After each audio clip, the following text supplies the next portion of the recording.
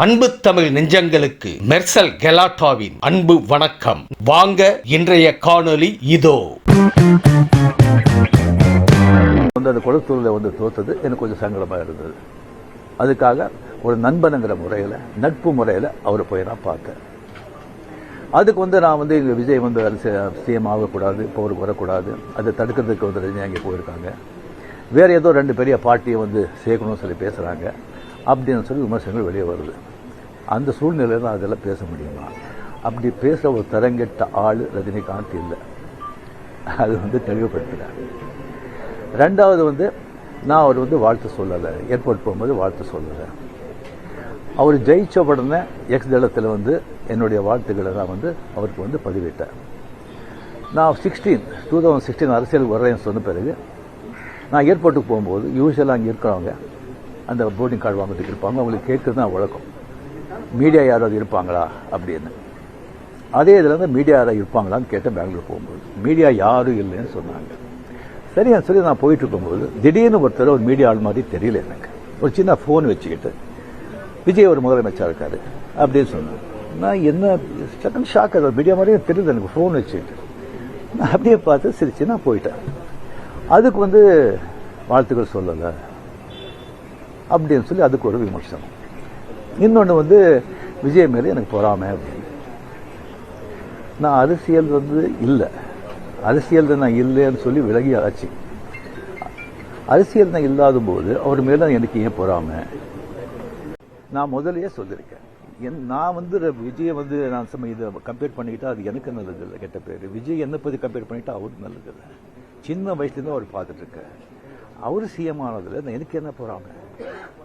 அது இன்னும் இவ்வளோ சின்ன வயசுல 52 வயசுல எம்ஜிஆர் என்டிஆர் சாதனை பண்ணுறதை விட அதை விட ஜாஸ்தி. கம்ப்ளீட்டாக சென்டர் பிஜேபி எவ்வளோ பெரிய பவர்ஃபுல் சென்டர். இங்கே ரெண்டு பெரிய கட்சிகளை எதிர்த்து தனி ஆளை ஜெயிச்சிருக்காங்க. அது நம்ம சினிமா இண்டஸ்ட்ரியில் இருந்து. எனக்கு அது பொறாமை இல்லை, ஒரு ஆச்சரியம் கலந்த ஒரு சந்தோஷம்.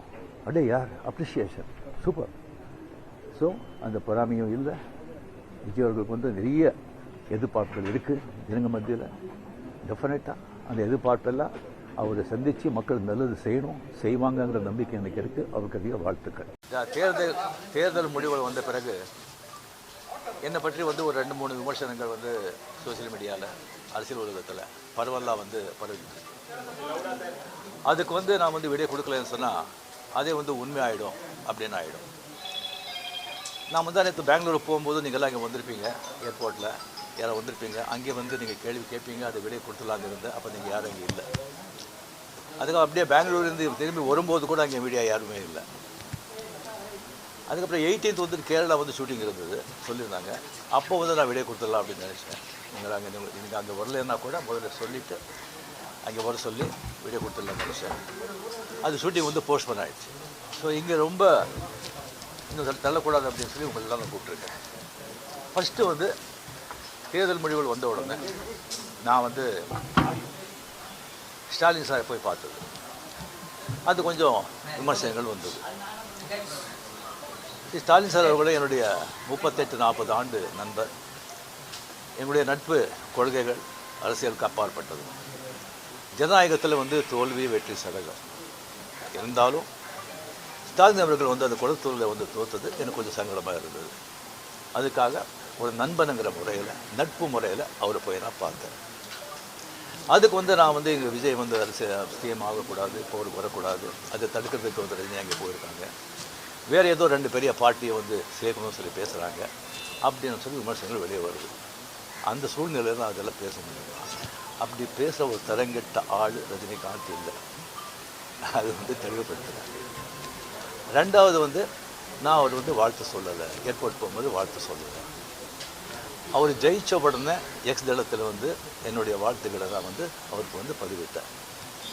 நான் 2016 அரசியலுக்கு வர்றேன்னு சொன்ன பிறகு நான் ஏர்போர்ட்டுக்கு போகும்போது யூஸ்வலாக அங்கே இருக்கிறவங்க அந்த போர்டிங் கார்டு வாங்கிறதுக்கு இருப்பாங்க. அவங்களுக்கு கேட்குறது தான் வழக்கம், மீடியா யாராவது இருப்பாங்களா அப்படின்னு. அதே இதில் மீடியா யாராவது இருப்பாங்களான்னு கேட்டேன். பெங்களூர் போகும்போது மீடியா யாரும் இல்லைன்னு சொன்னாங்க. சரியான்னு சொல்லி நான் போயிட்டு இருக்கும்போது திடீர்னு ஒருத்தர் ஒரு மீடியா ஆள் மாதிரி தெரியல எனக்கு. ஒரு சின்ன ஃபோன் வச்சுக்கிட்டு விஜய் ஒரு முதலமைச்சர் இருக்காரு அப்படின்னு சொன்னாங்க. நான் என்ன செகண்ட் ஷாக், அது மீடியா மாதிரியே தெரியல எனக்கு. ஃபோன் வச்சு நான் அப்படியே பார்த்து சிரிச்சு நான் போயிட்டேன். அதுக்கு வந்து வாழ்த்துக்கள் சொல்லலை அப்படின்னு சொல்லி அதுக்கு ஒரு விமர்சனம். இன்னொன்று வந்து விஜய் மேலே எனக்கு பொறாமை. நான் அரசியல் வந்து இல்லை, அரசியல் நான் இல்லைன்னு சொல்லி விலகி ஆச்சு. அரசியல் நான் இல்லாத போது அவர் மேலே எனக்கு ஏன் பொறாமை? ஒருவேளை கமல்ஹாசன் ஏதாவது முதலமைச்சர் தான் எனக்கு பொறாமை வந்திருக்குமோ என்னமோ தெரியாது. அப்போ கூட வந்திருக்காது. கிடைக்காம இருக்காது, கிடைக்காம இருக்கிறது கிடைக்காது. ஸோ இன்னொன்று வந்து எனக்கும் விஜய்க்கு வந்து எனக்கும் விஜய்க்கு வந்து ஒரு ஜெனரேஷன் கேப், கிட்டத்தட்ட 25 இயர்ஸ் டிஃப்ரென்ஸ். நான் முதலையே சொல்லியிருக்கேன். நான் வந்து விஜயை வந்து நான் இதை கம்பேர் பண்ணிக்கிட்டால் அது எனக்கு நல்லது இல்லை, கெட்ட பேர். விஜய் என்னை பற்றி கம்பேர் பண்ணிவிட்டால் அவருக்கு நல்லது இல்லை. சின்ன வயசுலேருந்து அவர் பார்த்துட்ருக்காரு. அவர் சிஎம் ஆனதில் எனக்கு என்ன போகிறாங்க? அது இவ்வளோ சின்ன வயசில் 52 வயசில் எம்ஜிஆர் என்டிஆர் சாதனை பண்ணுறதை விட அதை விட ஜாஸ்தி. கம்ப்ளீட்டாக சென்டர் பிஜேபி எவ்வளோ பெரிய பவர்ஃபுல் சென்டர். இங்கே 2 பெரிய கட்சிகளை எதிர்த்து தனி ஆளை வந்து ஜெயிச்சிருக்காங்க. அது நம்ம சினிமா இண்டஸ்ட்ரியில் இருக்குது. எனக்கு அது பொறாமை இல்லை, ஒரு ஆச்சரியம் கலந்த ஒரு சந்தோஷம். அடையா அப்ரிஷியேஷன், சூப்பர். ஸோ அந்த பொறாமையும் இல்லை. விஜய் அவர்களுக்கு வந்து நிறைய எதிர்பார்ப்புகள் இருக்குது இவங்க மத்தியில்.